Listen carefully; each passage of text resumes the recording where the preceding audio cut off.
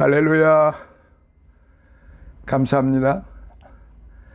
지난 시간에 이어서 오늘은 스가랴서 1장 1-2편 7절로부터 21절까지의 말씀을 이제 같이 공부하시도록 하시겠습니다.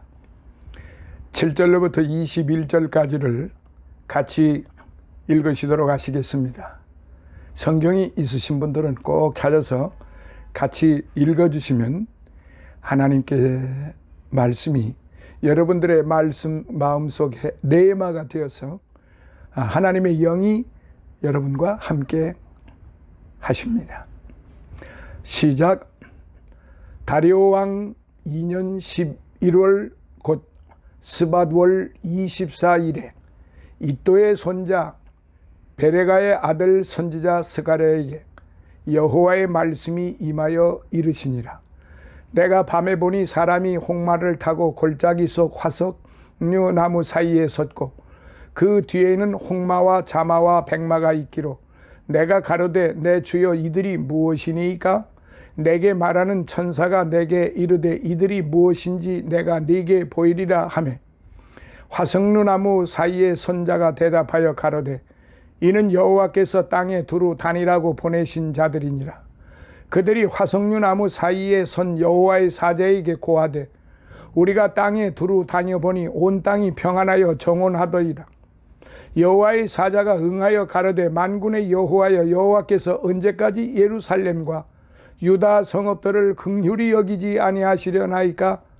이를 노하신 지 70년이 되었나이다 하매 여호와께서 내게 말하는 천사에게 선한 말씀 위로하는 말씀으로 대답하시더라. 내게 말하는 천사가 내게 이르되 너는 외쳐 이르기를 만군의 여호와의 말씀에 내가 예루살렘을 위하여 시온을 위하여 크게 질투하며 안일한 열국을 심히 진노하나니 나는 조금만 노하였거늘 그들은 힘을 내어 고난을 더하였습니다. 그러므로 여호와가 이처럼 말하노라. 내가 긍휼히 여김으로 예루살렘에 돌아왔은즉 내 집이 그 가운데 건축되리니 예루살렘 위에 목줄이 치어지리라. 나 만군의 여호와의 말이니라 하셨다 하라. 다시 외쳐 이르기를 만군의 여호와의 말씀에 나의 성읍들이 넘치도록 다시 풍부할 것이라. 여호와가 다시 시온을 안위하여 다시 예루살렘을 택하리라 하셨다 하라. 내가 눈을 들어본즉 내 뿔이 보이기로 이에 내게 말하는 천사에게 묻되 이들이 무엇이니까? 내게 대답하되 이들은 유다와 이스라엘과 예루살렘을 해친 뿔이니라. 때에 여호와께서 공장 4명을 내게 보이시기로 내가 가로되 그들이 무엇하러 왔나이까 하매 대답하여 가라사대 그 뿔들이 유다를 해쳐서 사람으로 능히 머리를 들지 못하게 하매 이 공장들이 와서 그것들을 두렵게 하고 이전에 뿔들을 들어 유다 땅을 해친 열국의 뿔을 떨어뜨려 하느니라 하시더라. 아멘. 사랑하시는 성도 여러분, 자 오늘 이 시간에는 이제 스가랴서 1장 1-2편 7절로부터 21절에 있는 말씀 위로와 소망의 두 환상, 위로와 소망의 두 환상에 대해서 이제 말씀을 드리고자 합니다. 첫 번째 1절로부터 6절까지는 지난 시간에는 말씀을 청종하라는 촉구, 말씀을 청종하라는 촉구였고 두 번째 7절로부터 21절까지는 위로와 소망의 두 환상에 대해서 이제 말씀을 드리고자 합니다. 자, 각 절을 살펴보겠습니다. 7절 다리오 왕 2년 11월 연대기상 BC 520년입니다. 스밧월 바벨론식 달 이름으로 양력 1, 2월경입니다. 스가랴 선지자는 스밧월 24일 밤에 8가지 환상을 통해 하나님의 계시를 받았다고 1장 7절로부터 6장 8절까지 기록이 되어 있습니다. 이때는 성전 재건 사역이 15년 동안 중단되었다가 시작한 지 5개월 후의 일이었고, 또한 동시대의 사역자 학계 선지자가 사역을 마감한 지 2개월 후였습니다. 따라서 스가랴 선지자는 학계의 뒤를 이어 유다 백성을 위로하고 격려할 사명을 이어받게 되었습니다. 8절, 화석류나무, 일명 천인화, 흰꽃이 핀다 라는 뜻인데, 에더스의 히브리 이름, 에더스가 아니고 제가 발음이 좀 꼬였습니다. 에스더의 히브리 이름 하다사는 화석류 나무를 가리키는 것입니다. 여기서 보아 알 수 있듯이 이 나무는 여성의 정결을 상징하는 것입니다. 그 다음에 9절로부터 10절, 이들이 무엇인지 각기 다른 색깔을 띤 새 말을 탄 자의 상징적 의미가 무엇인지를 밝혀주는데요. 즉 그것은 하나님께서 세상 만물의 역사를 두루 감찰하고 주관하심을 상징을 하고 있습니다. 11절, 평안하고 정언하더이다. 평안하고 정언하더이다. 즉 다리오 1세 당시 전국은 겉으로는 일단 안정적이었다는 말이에요. 그러나 실상 바사의 국내 상황은 여전히 음모와 내란 위험이 도사리고 있었고, 예루살렘 역시도 성전 재건의 방해로 큰 어려움이 있었던 시기입니다. 느헤미야 4장 1절로부터 2절을 보시면 아실 수 있습니다. 그 다음 12절, 노하신 지 70년 예루살렘. 노하신 지 70년, 예루살렘과 성전이 파괴된 기간인데요. 혹은 70년의 포로 기간인데, 첫째 바벨론 1차 침공 주전 605년에서 1차 포로 귀환 536년으로 보는 견해가 있고요. 두 번째, 성전 파괴 주전 586년에서 성전 재건 완료 주전 516년으로 보는 견해가 있습니다. 그 다음 13절로부터 14절, 크게 질투하며, 크게 질투하며, 여기 질투심이 날 정도로 사랑하며 라는 뜻인데요. 예루살렘을 향한 하나님의 불붙는 듯한 사랑을 나타낸 신인 동형 동성적 표현입니다. 신인 동형 동성적 표현, 그렇게 어려운 말이 아닙니다. 그 하나님과 사람의 생각이 같다는 그런 동성, 같다는 그런 표현일 수도 있는데요. 이거는 신학적인 부분이기 때문에 그냥 지나가도록 하겠습니다. 15절, 안일한 열국, 재물의 풍요와 쾌락에 젖어 무사 안일주의에 빠진 이방 나라들이었습니다. 안일한 열국들이요. 16절로부터 17절, 먹줄, 청량줄, 즉 예루살렘 성곽 재건을 상징하는 것입니다. 18절로부터 19절, 이제 네 뿔이 나오는데요. 여기 뿔은 종종 힘과 능력을 상징을 합니다. 또한 사는 동서남북 사방 천지를 즉 땅의 숫자입니다. 이는 곧 유다와 이스라엘을 압제한 이방 여러 나라들을 가리키는 것입니다.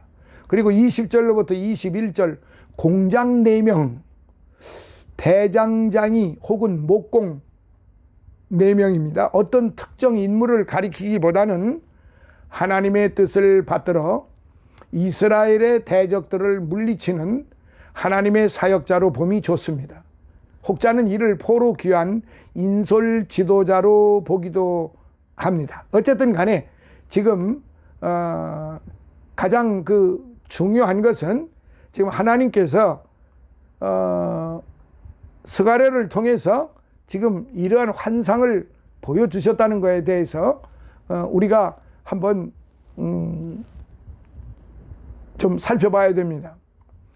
앞에서 선지자 스가랴는 서론격으로 유다 백성들에게 회개를 촉구했습니다. 3가지로. 그래서 자신의 메시지에 귀를 기울이도록 촉구하였고, 이어 여기 지금 7절로부터 21절에는 두 환상을 통해 하나님이 유다 백성들에게 주시기를 원하는 그 원하시는 메시지를 지금 선포하고 있어요. 7절로부터 17절. 그 둘째 환상은 네 뿔과 네 목수들의 환상입니다. 18절로부터 21절이요. 이를 통해 선지자는 성전 재건에 애쓰는 백성들을 향하여 격려와 소망의 메시지를 선포하고 있다는 점입니다. 자, 그렇다 그러면은 이 부분에 대해서 한번 구체적으로 살펴보기로 하겠습니다. 자, 첫째, 말과 말 탄 자의 환상이 무엇일까요? 말과 말 탄 자의 환상. 선지자는 환상 가운데 있어 붉은 말을 탄 자가 화석류 나무 사이에 선 것을 보았어요. 그리고 그 뒤에는 붉은 말과 밤색 말과 흰 말을 탄 자가 서 있는 것을 보았어요. 8절. 여기서 붉은 말을 탄 자는 하나님의 사자로 불렸습니다. 11절. 하나님께서는 이 붉은 말을 탄 자와 다른 새 말을 탄 자의 대화를 통해 유다 백성을 향한 하나님의 뜻을 보여주려 하셨어요. 즉, 이 환상은 성전 재건 도중 많은 방해를 받고 실족한 상태에 있는 유다 백성들을 위로하고 격려하기 위한 목적으로 주어졌는데요. 우리는 이 환상을 통해 하나님이 주신 8가지 위로의 메시지를 발견하게 됩니다. 잘 기억해 주시고 여러분들 다시 이렇게 리바이벌 하시면서 이게 잘 체크를 해 두셨다가 잊지 마시기 바랍니다. 매우 중요한 8가지 위로의 메시지를 발견하게 돼요. 첫째, 하나님께서 예루살렘과 시온을 위해 크게 질투하시겠다. 14절. 하나님께서 크게 질투하시겠다고 그랬어요. 여기서 질투란 질투심이 불붙듯이 일어날 정도로 유다 백성을 사랑하시겠다는 의미. 두 번째, 부요함과 쾌락에 사로잡혀 무사 안일주의에 빠진 열국을 심판하시겠다 하셨습니다. 15절. 셋째, 하나님께서 유다 백성을 긍휼히 여기시고 친히 예루살렘으로 돌아오시겠다 하셨다. 16절. 네 번째, 하나님께서 친히 하나님의 집 성전을 세우시리라 하셨다. 16절. 그리고 다섯 번째, 예루살렘을 먹줄을 치시겠다 하셨다. 16절이에요. 여기서 먹줄은 청량줄로서 곧 예루살렘 성곽의 재건을 가리킵니다. 자, 여섯 번째, 가나안이 이전의 풍요로움을 회복하게 되리라 하셨습니다. 17절. 그리고 일곱 번째, 택한 백성을 위로하시겠다 하셨습니다. 17절에요. 이는 과거 대적의 침략과 예루살렘 멸망, 바벨로누스의 포로 생활 등으로 인한 갖은 고통과 상처 입은 심령을 위로해 주시겠다는 그런 말씀이에요. 자, 여덟 번째, 다시 예루살렘을 택하시겠다고 하셨습니다. 17절. 자, 이렇게 8가지 이런 하나님의 반복적이고 구체적인 위로와 격려의 말씀은 성전 재건 방해로 어려움 가운데 있는 유다 백성들에게 큰 위로와 큰 힘과 용기를 주었으면 틀림이 없어요. 바로 이런 하나님의 확실한 위로와 격려의 메시지는 지금 이 순간도 주의 사역을 감당하느라 고난과 시련 가운데 있는 모든 성도들을 향한 위로와 격려의 메시지임이 틀림이 없습니다. 자, 두 번째, 네 뿔과 네 목공들의 환상. 18절로부터 21절인데요. 선지자는 두 번째 환상을 보았어요. 그것은 네 뿔을 가진 짐승이었는데요. 여기 뿔은 흔히 힘과 권세를 상징하는 것으로 유다와 이스라엘을 괴롭히고 멸망시킨 대적이었습니다. 이어서 선지자는 또 4명의 공장, 목공이라고도 하는데 4명의 공장이 나타나 이 뿔들을 자르는 환상을 보았습니다. 이 환상은 앞에서 본 말과 말탄 자들의 환상을 보다 구체적으로 확증해 주는 말 환상입니다. 즉, 이 환상을 하나님께서는 택한 백성을 괴롭히는 원수들을 반드시 철저하게 진멸하고 하나님의 백성을 구원해 주시겠다는 그런 약속입니다. 실로 원수 대적이 아무리 강하다 하더라도 하나님께서 친히 원수를 갚으시고 택한 백성의 고통을 신원하는 구원의 날에는 어떤 대적 원수도 결코 하나님을 상대하여 이길 수 없다는 그런 교훈을 배우게 되는 것입니다. 스가랴 선지자는 다리오 왕 그 때에 지금 제가 520년 10월 11일경에 최초로 하나님의 계시를 받았다고 서두에 말씀드렸습니다. 스가랴 선지자는 이때 처음 사역을 시작하여 다리오 4년 9월까지 2년 내지 3년에 걸쳐 2차 사역을 하였습니다. 그리고 이후 선지자 2차 사역은 대략 BC 480부터 470년경에 이루어졌습니다. 본문 선지자 스가랴의 제1차 사역 기간에 본문은 선포된 메시지입니다. 제사장 출신의 선지자요, 선지자 학계와 동시대의 인물인 스가랴 선지자는 먼저 이스라엘 백성을 향해 회개를 선포하였고 선조들이 받았던 벌을 다시 받지 않도록 근신하라고 권면하였어요.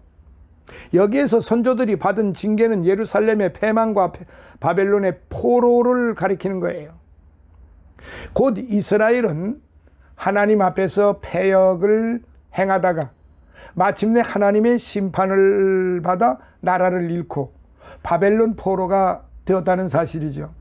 물론 바벨론의 포로가 되기까지 이스라엘에서 죄를 범하였던 백성들은 거의 바벨론 땅에서 다 죽었어요. 하지만 이스라엘의 패역에 대한 하나님의 심판은 끝이지를 않았습니다. 스가랴 선지자는 바로 이 같은 메시지를 선포함으로써 바벨론 포로에서 갓 귀환하여 무엇을 해야 할지 알지 못하는 이스라엘 백성들에게 신앙의 열심을 촉구하고 있는 것입니다. 곧 이스라엘 백성들은 바벨론 포로에서 귀환하여 고국 땅으로 돌아왔으나 여전히 영적으로 나태한 상태에 머물러 있었기 때문에 그렇습니다. 그래서 백성들은 성전 건축이라는 과제를 눈앞에 두고도 하나님께서 함께 하시지 않는다고 불평하거나 변명하기만 할 뿐이었죠. 이러한 때에 스가랴 선지자는 본문의 말씀을 선포함으로써 나태한 이스라엘 백성들을 영적으로 각성시키고 있다는 점에서 이 스가랴서가 그래서 우리 신학적, 교육적 또한 신앙적으로 매우 중요한 말씀이라는 사실입니다. 그 중에서도 본문에서 스가랴 선지자는 과거 이스라엘 선조들이 죄를 짓다가 하나님의 징계를 받은 사실을 상기시켜주면서 회개를 촉구했다는 사실입니다. 그렇다면 스가랴 선지자가 이스라엘 백성들을 각성시키기 위하여 지적한 그 조상들의 죄악은 앞주 안에도 말씀을 드렸지만 제가 1-2편 결론으로 마무리를 하면서 다시 제가 어필을 합니다. 2절 4절 첫째, 조상들은 죄로부터 떠나지 않았다는 점이에요. 여기에서 조상들은 바벨론 포로가 된 이스라엘 백성들을 가리키지요. 이들 이스라엘의 조상들은 하나님의 백성이라는 선민 의식을 가지고 있었으나 선민으로서의 의무를 다하지 않았어요. 오히려 이스라엘 백성들은 이방의 우상을 숭배한다든지 부패한 사회상으로 인하여 하나님의 징계를 받게 되었단 말입니다. 그런데 하나님께서는 이들 백성들이 죄를 지을 때마다 선지자들을 보내어 하나님께 돌아올 것을 촉구하셨습니다. 그러나 이스라엘 백성들은 하나님의 말씀을 전하는 선지자들의 선포를 귀담아 듣지를 않았어요. 오늘날도 거의 대동소이합니다. 오히려 이들 백성들은 선지자의 선포를 비웃고 핍박하였어요. 포로기 이전 이스라엘 백성들은 죄로부터 떠나지 않았을 뿐만 아니라 죄를 멀리할 생각조차 하지 않았어요. 그러나 하나님께서는 하나님의 택한 백성들이 죄악 속에 허덕이고 멸망의 길로 치닫는 것을 그대로 볼 수만 없었어요. 때문에 하나님은 많은 선지자들을 보내서 백성들을 죄에서 돌이키려고 하셨어요. 실로 공의로우신 하나님께서 심판하시기 전에 오래 참으심으로 백성들의 회개를 기다리신 거지요. 그럼에도 불구하고 죄에서 돌아서지 않는 백성들은 바벨론 포로라는 하나님의 징계를 받았습니다. 스가랴 선지자는 다시 바벨론 포로에서 돌아온 이스라엘 백성들이 조상의 죄에서 벗어나지 못하는 것을 보고 매우 안타까워했어요. 그리고 조상들에게 선지자들이 외쳤던 것처럼 하나님께로 돌아오라 돌아오라 돌아오라 돌아오라 돌아오라 돌아오라 돌아오라 돌아오라 돌아오라고 끝없이 외쳤던 것이지요. 왜냐하면 이스라엘 백성들이 하나님께로 돌아오지 않고 하나님을 떠나 죄악 속에 있다가는 다시 하나님의 징계를 받게 될 것이 뻔했기 때문에 그렇습니다. 하나님의 징계를 받은 바 있는 이스라엘은 더 이상 하나님 앞에서 죄를 지을 것이 아니라 하나님을 의지하여 하나님의 백성으로 의무를 다해야 했던 것이죠. 그러면 오늘 우리는 어떻습니까?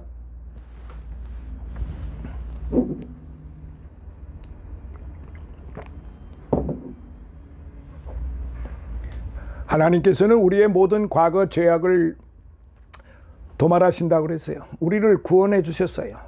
그런데도 우리가 하나님의 법을 떠나 다시 죄의 종노릇 하겠습니까? 실로 우리는 조상의 죄악을 오히려 거울 삼아 다시는 하나님을 떠나는 어리석은 자가 되어서는 안 되겠지요. 자, 두 번째 5절 6절 하나님의 말씀을 무시하였어요. 이스라엘 백성들의 죄악에 대해 하나님은 끊임없이 선지자들을 보내서 회개를 촉구하셨어요. 그럼에도 불구하고 이스라엘 백성들은 하나님의 말씀을 귀에 담아 듣지 않을 뿐만 아니라 하나님의 말씀을 무시해버렸습니다. 오늘날도 똑같아요. 아무리 회개를 촉구해도 이스라엘 백성들은 끝끝내 회개를 거부하고 하나님의 심판을 자초하였어요.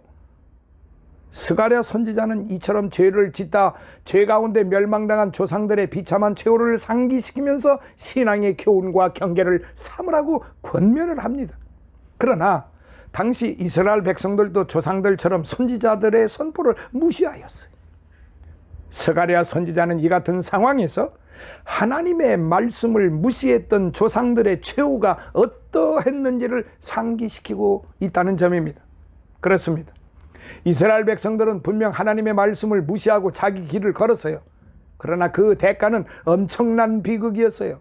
이스라엘은 약속의 땅에서 쫓겨나 이방의 포로가 되었으니 말입니다. 그런데 이스라엘의 조상들에게 경고하셨던 그 하나님의 말씀은 결코 과거의 역사로 끝나지 않았어요. 곧 스가랴 선지자가 다시 이스라엘 땅에 돌아온 백성들에게 경고하는 말씀을 통해서 여전히 하나님의 경고는 살아있다는 사실입니다. 그러므로 이스라엘이 다시 스가랴 선지자의 선포를 무시한다면 이 백성들은 다시 하나님의 징계를 받을 수밖에 없어요. 스가랴 선지자가 조상들의 죄악을 상기시키는 이유도 바로 여기에 있어요. 하나님의 말씀은 오늘 우리들에게도 동일하게 선포되고 있어요. 그러므로 우리 또한 이스라엘의 죄악에서 돌이키지 않는 한 하나님의 징계를 벗어날 수 없을 것입니다. 사랑하시는 성도 여러분, 오늘 우리 현대 21세기 교회, 오늘 내가 속해 있는 교회 형편을 한번 살펴보세요. 과연 지금 성경 말씀대로, 하나님의 말씀대로, 지금 우리가 하나님이 보시기에 합당한 대로, 하나님이 기뻐하시는 대로 지금 그렇게 신앙생활을 하고 있을까요? 열심히 하는 교회도 사실은 더 많아요. 열심히 하는 교회, 이름을 드러내지 않고 자기 자신들이 행하는 것을 드러내지 않고 오직 하나님께만 영광을 돌리겠다고 정말로 겸손하게 선한 마음을 가지고 열심으로 하는 주의 종들, 주의 성도들이 훨씬 더 많아요. 그런데 소위 교권 세력, 기득권 세력, 지식 세력, 명예로운 세력, 깐에 힘이 있다고 하는 세력들에 의해서 하나님의 교회는 참으로 엉망진창이 되어버려 가고 있다는 사실도 부인할 수가 없습니다. 왜 우리 교회가 개독교가 되어서 개독교 소리를 들어야 됩니까? 거꾸로 가기 때문에 그렇습니다. 제가 지지난 시간에도 누차 말씀을 드렸지만은 우리는 하나님의 신으로 가야 됩니다.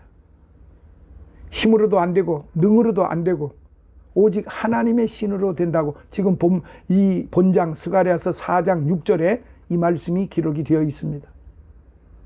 힘으로도 안 되고 능으로도 안 되고 오직 하나님의 신으로 된다. 오늘 우리 한국 교회가, 오늘 우리가 겪고 있는 이 형국, 우리 한국 교회의 그 현실을 놓고 볼 때 바로 스가랴서 4장 6절의 말씀을 불순종하기 때문에 그렇습니다. 자신들의 힘으로 하려고 합니다. 자신들의 능으로 하려고 합니다. 모두가 다 멸망당합니다. 모두가 다 포로로, 마귀의 포로가 될 뿐입니다. 자신의 힘으로, 자신의 능으로 얼마나 오만방자한 일입니까? 오직 하나님의 신으로만 된다는 사실을 우리가 잊어서는 아니 되는 것입니다. 오늘 우리 형편을 지금 이 스가랴서를 보면서 그때나 2400~500년 전에 지금 이 스가랴 선지자를 통해서 하나님의 말씀이 선포되고 있고 무엇이 옳고 그른지를 지금 이 스가랴 선지자를 통해서 그 메시지가 선포되고 있는데 오늘 우리에게도 동일하게 지금 주어지는 말씀입니다.